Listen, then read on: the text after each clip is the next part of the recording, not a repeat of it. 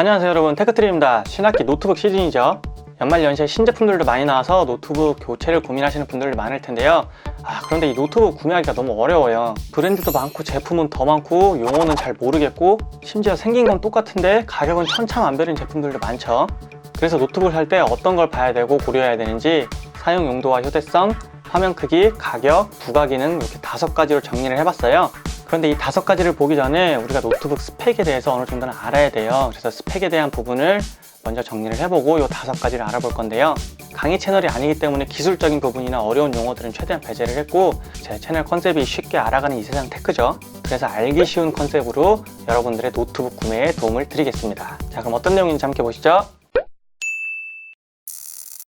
노트북 구매에 앞서서 우리가 알아야 될 이 노트북의 스펙들은 CPU와 램, SSD, 그래픽카드 정도가 있어요. 우선 CPU는 노트북에서 가장 중요한 부품이고 두뇌에 해당한다고 할 수가 있겠죠. 이 CPU에도 코어, 스레드, 공정, TDP, 클럭 같은 여러 가지 요소들이 있는데 이런 건 다 필요가 없고 우리가 알아야 될 건 딱 3가지가 있어요. 첫 번째는 인텔과 AMD라는 회사, 두 번째는 357이라는 숫자, 세 번째는 알파벳 U와 H가 있어요. 우리가 구매하는 노트북 CPU의 대부분은 인텔과 AMD라는 회사가 만드는데 이것도 처음 들어보시는 분들은 쉽게 생각하면 삼성과 애플, 벤츠, BMW, 루이비통과 샤넬 이런 정도로 생각을 하시면 돼요. 그리고 두 회사의 주력 제품은 인텔에서는 i3, i5, i7이 있고 AMD에서도 마찬가지로 라이젠 3와 라이젠 5, 라이젠 7이 있어요. 숫자가 낮을수록 가격이 더 저렴하고 성능도 떨어지고 숫자가 높을수록 당연히 고성능에다가 가격도 더 비싸진다고 보시면 돼요. 노트북으로 문서나 인터넷, 영상 시청 정도만 하는 간단한 작업 위주라면은 3이 들어간 CPU로도 충분하고 영상 편집이나 게임도 하시는 분들은 5나 7이 들어간 CPU를 선택하시면 돼요. 노트북을 고르실 때 인텔 CPU는 i3냐, i5냐, i7이냐 요거하고 뒤에 숫자가 1000번이나 10,000번대인 10세대 CPU를 구매하시면 돼요. 그리고 게이밍이나 고사양 노트북을 구매하실 분들은 9세대 CPU가 탑재된 노트북을 구매하시면 되겠네요. AMD CPU는 곧 있으면 성능이 훨씬 좋아진 제품들이 나오기 때문에 이번 영상에선 제외하고 갈게요. 영상이 너무 길어져서 CPU는 여기까지만 볼게요. 다음은 램과 SSD예요. 둘 다 메모리의 한 종류이고 램은 CPU의 일을 도와주는 메모리, SSD는 우리가 프로그램을 설치하거나 영화나 드라마를 다운받으면 저장을 할 공간이 필요하죠. 그런 저장 공간이라고 생각하시면 돼요. 얘네도 깊게 들어가면 복잡한데 우리가 알아야 될 거는 용량과 나중에 추가가 가능한지 정도만 고려하시면 된다는 거예요.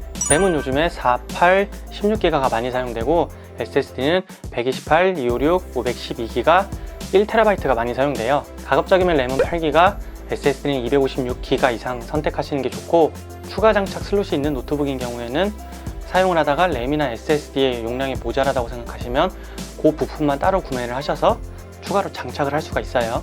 다음은 VGA 그래픽카드죠. 그래픽카드는 크게 내장형과 외장형이 있어요. 내장형은 말 그대로 CPU 안에 그래픽카드가 탑재되어 있는 형태고 외장형은 별도의 그래픽카드가 노트북 안에 탑재가 된 형태예요. 성능은 당연히 내장형보다는 외장형이 더 좋고 요즘 많이 사용되는 내장형 그래픽은 이렇게 두 종류가 있고 외장형 그래픽에는 MX 시리즈와 GTX, RTX가 있어요. MX 시리즈는 내장형 그래픽카드보다 약간 더 좋은 성능을 내주고 GTX와 RTX는 훨씬 더 좋은 성능이라고 생각하시면 돼요. 그래서 일반적인 분들은 대부분 내장형 그래픽이나 MX 외장 그래픽을 선택하게 되고 고사양의 작업이나 게임이 목적이신 분들은 GTX나 RTX를 선택하시면 되겠죠. 자, 여기까지 노트북 스펙에 관련된 내용인데 벌써 많이 복잡하죠. 그런데 우리가 노트북을 고르다 보면은 이런 부분들은 금방 눈에 익기 때문에 최소한 이 정도는 알고 계시는 게 좋아요. 다음은 노트북을 구매할 때 고려해야 할 5가지 요소를 볼 건데요. 자, 첫 번째는 사용 용도예요. 사용 용도가 중요한 이유는 우리가 이 사용 용도를 먼저 정하면 노트북의 스펙들이 대부분 정해져요. 그렇게 되면 스펙을 정하기 때문에 선택지가 굉장히 많이 줄어들겠죠. 그래서 우선은 내가 어떤 목적으로 노트북을 사용할지를 정해야 되는데 용도를 3가지 정도로 나눠봤어요. 첫 번째는 일반 작업과 사무용, 학교 과제 용도예요. 인터넷이나 영화 감상, 유튜브 시청이 주 목적인 분들이 해당되는데 여기까지 나누는 이유는 이 정도 작업이면 가장 낮은 사양의 노트북으로도 충분히 돌아가기 때문이에요.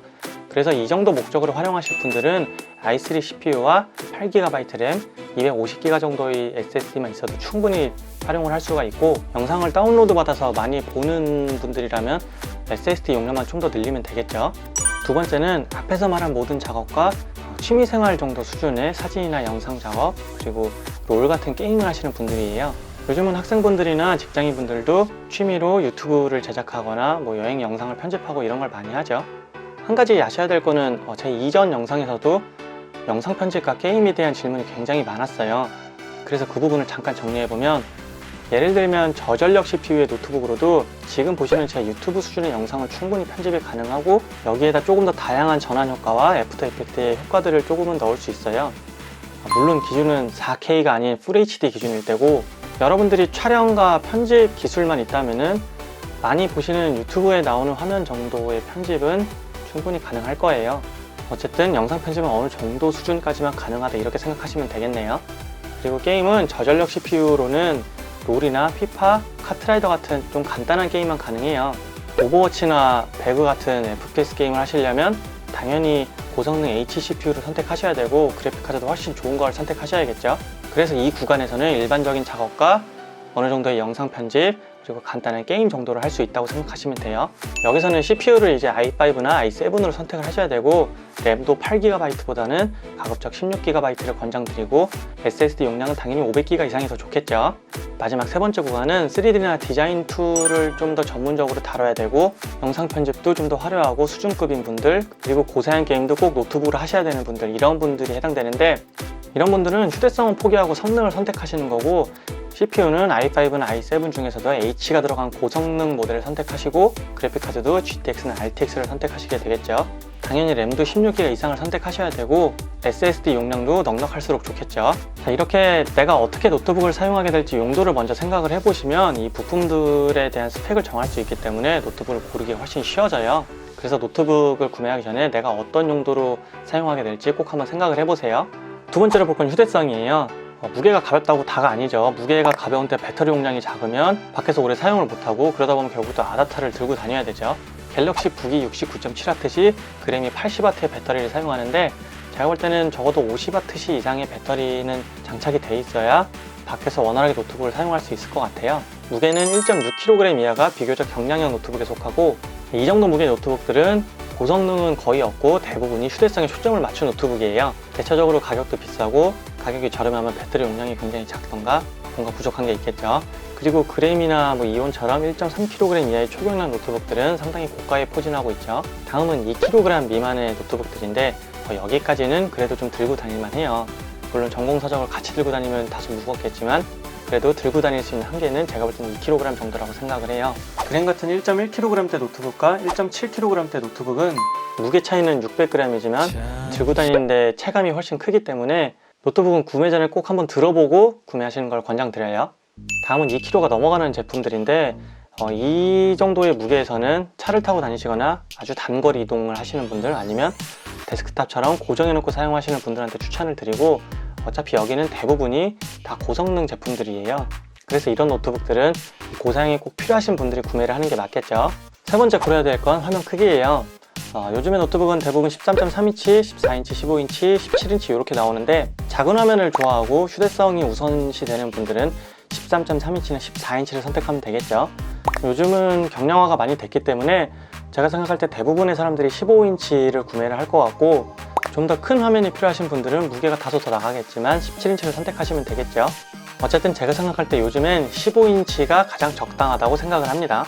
네 번째로 볼 건 가격인데, 가격은 굉장히 나누기가 애매해요.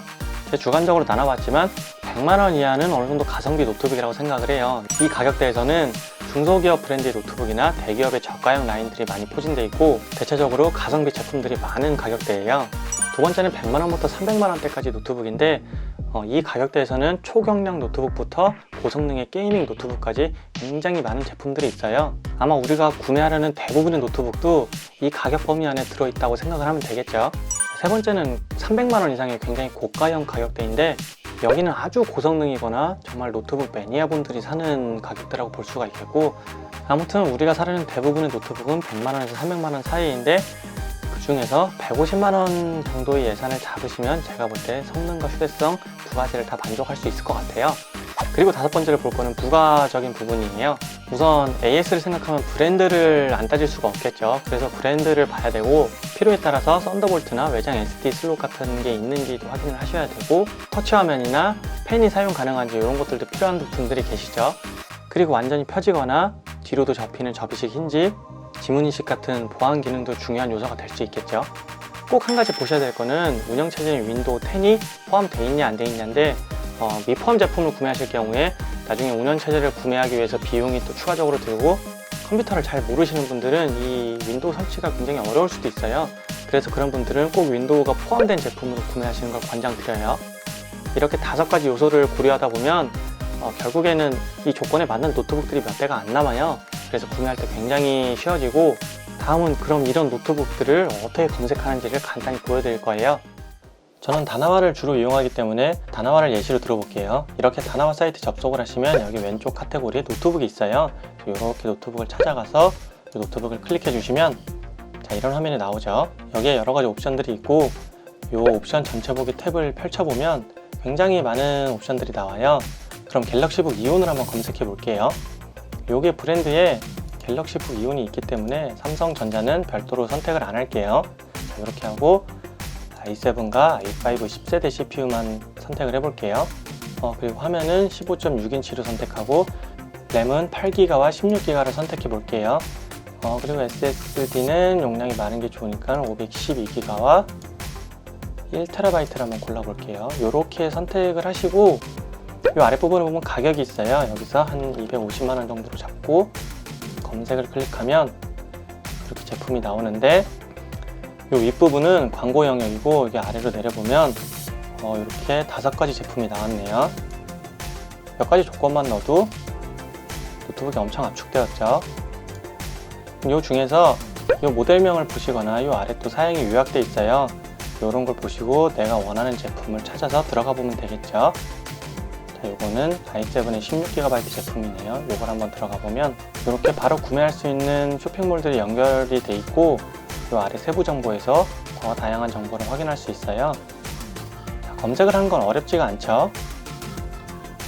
그런데 처음에는 이런 용어들이 다소 생소하고 어려울 거예요. 자, 검색을 몇 번 하다 보면 이런 거는 금방 익숙해지니까 이런 식으로 검색을 한번 활용해 보세요. 그리고 이 조건들은 중복 선택이 가능하기 때문에 자신한테 맞는 최대한 많은 조건들을 입력하시면 더 세부적으로 검색을 할 수가 있겠죠. 그래서 여러 가지 고려할 사항들을 생각해보고 이렇게 다나와 같은 사이트를 이용해서 검색을 해보면 나한테 맞는 노트북을 찾기가 훨씬 쉬워져요. 자, 이렇게 해서 노트북의 스펙과 구매하기 전에 고려해야 될 요소들에 대해서 알아봤는데요. 생각보다 내용이 너무 길어졌네요. 어쨌든 오늘 내용이 노트북을 잘 모르시는 분들이나 초보자분들에게 노트북 구매하시는데 조금이라도 도움이 되셨길 바랍니다.